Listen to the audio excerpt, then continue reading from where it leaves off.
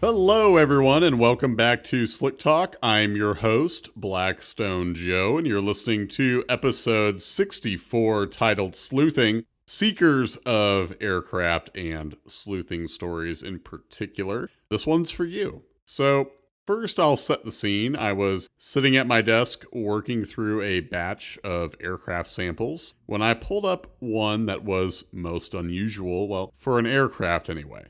The first thing I noticed was a spike in elements such as molybdenum, boron, and calcium. So this is an aircraft that we had history on and we knew what to expect. We knew what oil the customer was usually running. But regardless of what you typically use, we shouldn't see a spike in the elements I just mentioned. So that was the first thing that caught my eye. Aircraft engine oil, it usually has no additive, or if it does have additive, it will just be in the form of phosphorus, and that level is generally around 1,000 parts per million. Any folks that typically used Exxon Elite in the past, I know it's no longer available, but if you used to use it, you would see phosphorus in that. As far as current oils, you could have it in Aeroshell 1550, you can have it in W100 Plus, for example. So if you are running aircraft engine oil, it's either no additive or it's phosphorus. So that was the first thing that struck me. Now, if you are someone who has sampled aircraft, especially new aircraft in the past, then you might already know that molybdenum can show up. It's typically a low level though. So for those that don't know, if we are finding molybdenum and it's not from the oil itself, then it's going to be in the form of anti-scuff coating on the pistons. So you might see some of it early on during a wear-in situation. You still don't want to see a lot of it though. It's something that if we are seeing a lot of molybdenum and a lot of aluminum, that's a sign that there's some excess wear taking place. You just don't want to see a ton of it in the oil. But this sample I'm talking about had a dramatic spike. So it was not going to be anti-scuff coating, because if it was, you'd be looking at a catastrophic level, because this was like, 1 to 200 parts per million, nothing close to what would raise the possibility of anti-scuff coating running a bit high. Boron and calcium. So you can get calcium if you're running CamGuard, but not a lot. It's going to be typically 1 to 200 parts per million, if not a little less. So this was a dramatic increase as well. Boron has no reason to be in aircraft engine oil unless you have non-AD oil in use. Boron shouldn't be there. So I'm looking at these results and I see these dramatic increases in elements, and we are not looking at a plausible scenario where it's additive in aircraft oil or anti-scuff coating or whatever. None of those explanations made sense.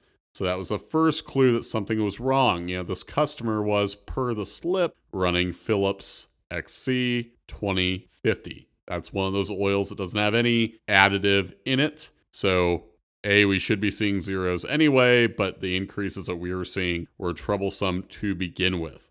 Now I want to move on to the physical properties. So everything I've been talking about so far has just been contained in the spectral analysis. So for the uninitiated, a standard analysis is going to include the spectral exam, but we also are going to look at the physical properties. So the viscosity, let's start there. It was really low for 2050. It was really more akin to a 5W40 engine oil. So particularly thin. Now, some listeners might know that you can arrive at a thin viscosity as a result of fuel dilution. Now, the flash point of this sample was low enough to show fuel, a high amount, but 1.3%. So 1% for aircraft in particular, that's kind of the point where it can start to show an issue. Still, though, 1.3% wasn't a likely reason for the viscosity to be more akin to a 540. I'd be expecting significantly more fuel, solvent-based contamination in general to bring the viscosity that far below spec, so the plot thickens, or thins perhaps. Between the unusual additives, physical properties, and changes in metals, as well as silicon, this looks like something had to be amiss. So before I move any further, I was looking at dramatic increases in copper and silicon. So, listeners of the program might know that copper and silicon can speak to a wear in situation. Copper from wear in itself, and silicon from sealer or lube. So, I wondered, first of all, when I had my analyst hat on, thought, well, maybe this customer had recent repairs. Maybe it's a shop they weren't familiar with. Maybe that shop was careless and used non-AD oil, thinking it's fine because the owner was going to dump the oil soon anyway. So just run whatever. My mind's racing through all the plausible scenarios of what can happen when you see this unusual shift. There were so many blanks to fill in, though, that I had to pick up the phone. Phone calls from Blackstone, I understand, can be a little nerve-wracking, especially if you're an aircraft owner. I was on the phone yesterday, and the owner picked up, and I said, "Hey, it's Joe from Blackstone. Thanks for taking the call." And the guy cut me off and said, "Blackstone? Oh, that's not good." Because, presumably we're not going to call just to say, "Everything looks great." But in this case, I wasn't convinced there was a problem because everything that we are looking at in this sample looked so off that I wondered if something could have happened during the sampling process. Fortunately, this customer was available. They took my call right away, and we got to talking about the results. They were not expecting anything unusual at first, nor were they expecting me to see changes in any particular area. So I asked about recent repairs, asked if there was anything involving the engine being opened, a new part, what have you. Initially, nothing came to mind for this customer. As we kept talking, though, and I was describing the nature of the results, just how obvious it was that something was amiss, finally, these results struck a chord, and the customer remembered that during the sampling process, there was a drain pan that was used that already contained oil from a previous oil change. I believe it was the customer's car or truck. Then, aircraft engine oil was dumped on top of it. So, what had happened was the customer took oil from the top of the drain pan and then figured that that would avoid oil from the bottom being mixed in and skewing the results. Now, these sampling conditions are not ideal, but still, I can't blame someone who isn't in the know. And I can definitely recall a lot of instances where sampling from a dirty drain pan was okay, but those were cases where the pan itself really didn't have any significant oil, if at all, left over. It's just a pan that wasn't cleaned out completely, and then oil was drained, and then everything still looked normal. But if you have a significant amount of used oil left in the pan, not merely just a pan that, wasn't cleaned out completely, but you have oil in there from a previous oil change, and then you dump oil on top of it. This is a good case study in just how impactful that can be, how significant the increases in additive elements can be, even though you think that just skimming some off the top is surely not going to be an issue. Well, it certainly had a huge role on this customer's results. And most importantly, I didn't feel right detailing an analysis where I just mentioned, hey, clearly the wrong oil is in use. Because, if you're an aircraft owner and you send in a sample where it looks like non-AD oil has been in use and we aren't aware of any unusual sampling conditions, that's when we have to take a more cautionary approach and talk about, the consequences that can occur when you're using non-AD oil in an aircraft engine. It can lead to detonation. It can cause so many problems because ashless dispersant oil will not leave behind deposits. But if you're running, oil for a car or truck, that's not the case. So it can really wreak havoc quickly. Still, though, with possible indicators of wear in, the fact that this customer had such a good track record of running only AD oil, I figured it was only the right thing to do to get in touch first and see what else might be going on. Doing so allowed me to learn background on the sampling process and relay to the customer the fact that something clearly was out of line. what do you know about it, as opposed to writing up a cautionary report where I say, hey, the wrong oil's been in use, correct that. We're looking at, a serious spike in metal as well, possibly poor wear that came as a consequence. I did not want to go down that road right away. So instead, I was able to contact the customer. And this is also a good PSA to customers that maybe are a little wary of leaving too much contact info. It is so important and can help us sort out issues such as these in a timely manner. If you have that contact info readily available for us to access, that way, obviously we get you the answers quickly, but we avoid the sort of needless speculation that can fill up a comment box and instead jump right to the problem or hopefully the lack thereof. So be sure to include that phone number. This customer did. I was able to reach out. We had such a helpful conversation that allowed us to learn exactly what was going on.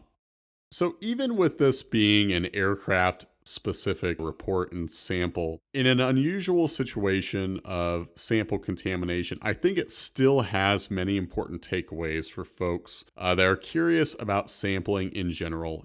Be careful with your sampling technique. And if you ever do anything that is unusual, whether just in your mind when you're taking that first sample, you're not sure what all applies as unusual, but also if you're doing anything different than what you would normally go about, if you're sampling from a pan, whereas you almost always catch it from the drain. If you grab a sample from the very start, right when you remove the bolt, as opposed to waiting for that midstream sample. If you're doing anything that is unusual for you, let us know. Almost always, I would say 9 times out of 10, when I'm looking at samples where customers have some concerns about, possible sampling technique skewing the results, usually it doesn't amount to a significant change to how we would view the sample, but still it's good to know because, there is that one instance like this one I'm talking about today where it was so important. So let us know if you're doing anything unusual. Be mindful of sampling where there can be contamination. Like if you're using like one of those quick draw pumps that we sell where you can take oil from the dipstick.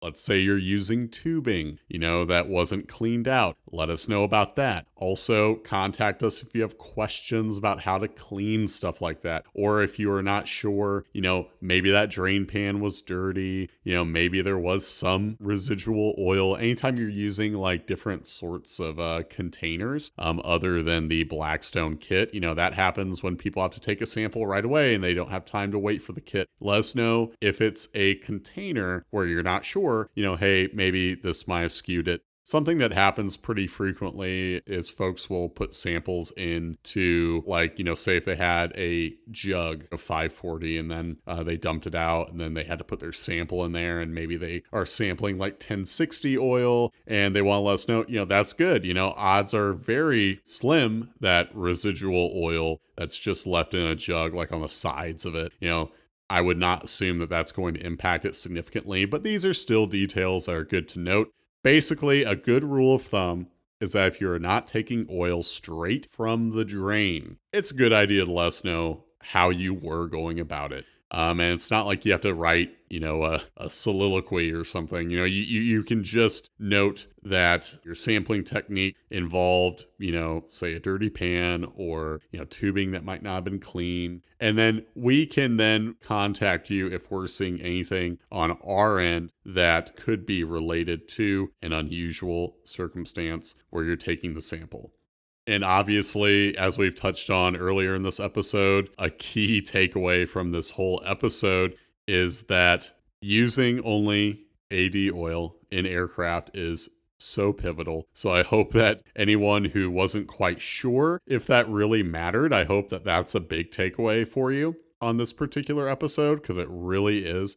And if you are someone who is not sure, if there was incorrect oil being in use, when it comes down to aircraft, that's something very high up on our watch list. Anytime we're looking at aircraft, we want to see the lack of additive that would be associated with automotive engine oil. So you can rest assured that we'll point it out if we're seeing it on our end. It's, just another item on our watch list, in addition to a change in the wear pattern or the presence of contaminants like water or fuel. We're going to be looking for the correct oil being in use. So no need to even ask. We are going to point that out. We're going to be very direct, as we were in this particular case. So this has been a fun breakdown of an adventure in sleuthing. Now, obviously, there's not going to be many sleuthing stories if the slips are all filled out. There's been no issue with the sampling process. Everything looks good. But